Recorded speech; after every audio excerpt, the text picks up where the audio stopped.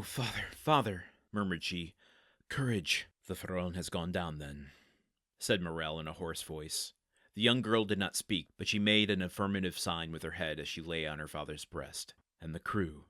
asked Morrel. "Saved," said the girl. "Saved by the crew of the vessel that has just entered the harbor." Morrel raised his two hands to heaven with an expression of resignation and sublime gratitude. "Thanks, my God," said he.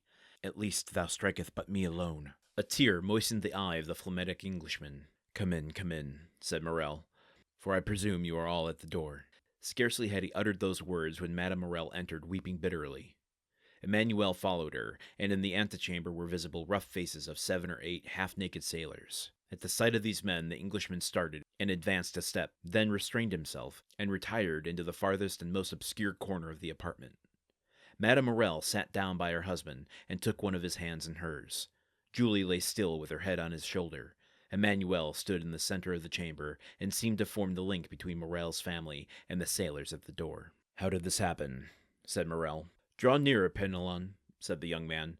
"Tell us all about it." An old seaman, bronzed by the tropical sun, advanced, twirling the remains of a hat between his hands. "Good day, Monsieur Morrel," said he, as if he had just quitted Marseille the previous evening, and had just returned from Aix or Toulon. "Good day, Penelon," returned Morrel, who could not refrain from smiling through his tears. "Where is the captain?" "The captain, Monsieur Morrel.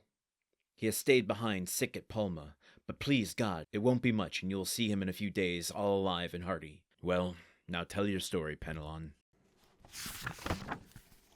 Okay, we get the tragic tidings, the evil tidings that Julie brings about the Pharaon. We're about to go into quite a story, it seems like.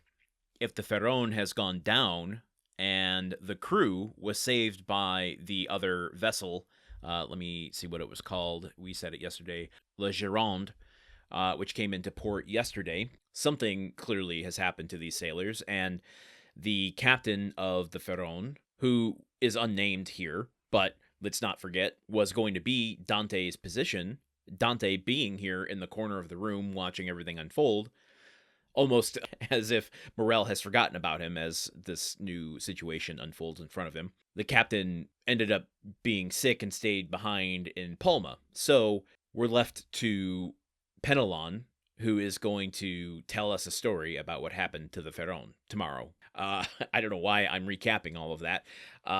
You heard it as much as I did reading it. So what's there to take from all of this? A little bit more of Morrel's character of being a stand-up dude, literally standing up and facing the news head-on as opposed to collapsing. I mean, he was trembling a bit, as anyone would, in the previous passages we've read, but despite that, he is asking everyone.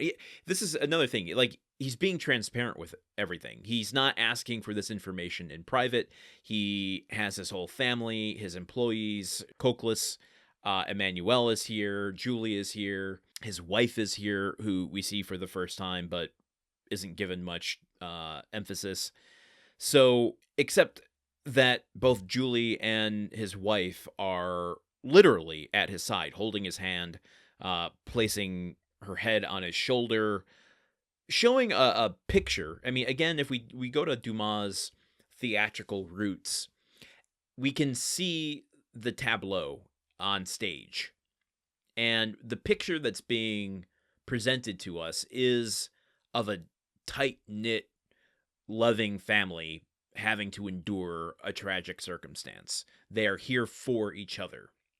This is in vast juxtaposition to Caderousse and his sickly wife, who seem to henpeck each other, which brings up an interesting question, and not one I want to explore too deeply in today's episode, but maybe as we continue to go through Morrel's situation here, whatever Dante decides to do with him, about the concept of deserving.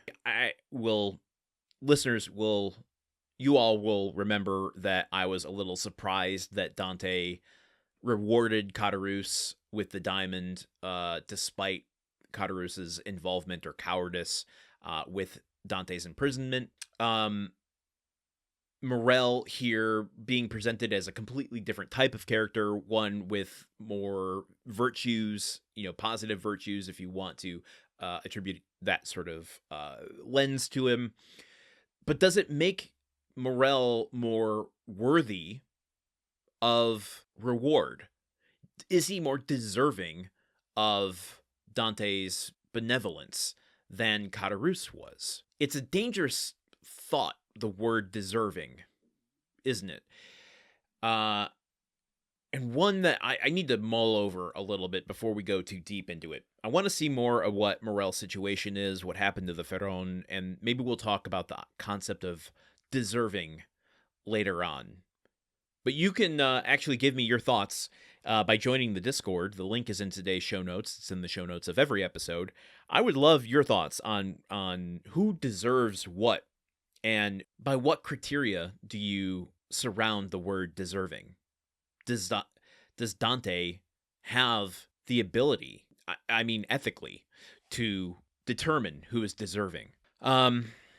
Anyway, let's continue here tomorrow with whatever happened to the Pharaon. Join me here then, won't you? Okay, goodbye.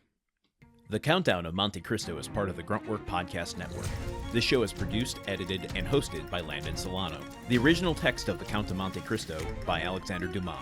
Theme song by Magic Solo. If you want to support the show and others like it, visit patreon.com/gruntworkpod. Thank you for listening. See you tomorrow.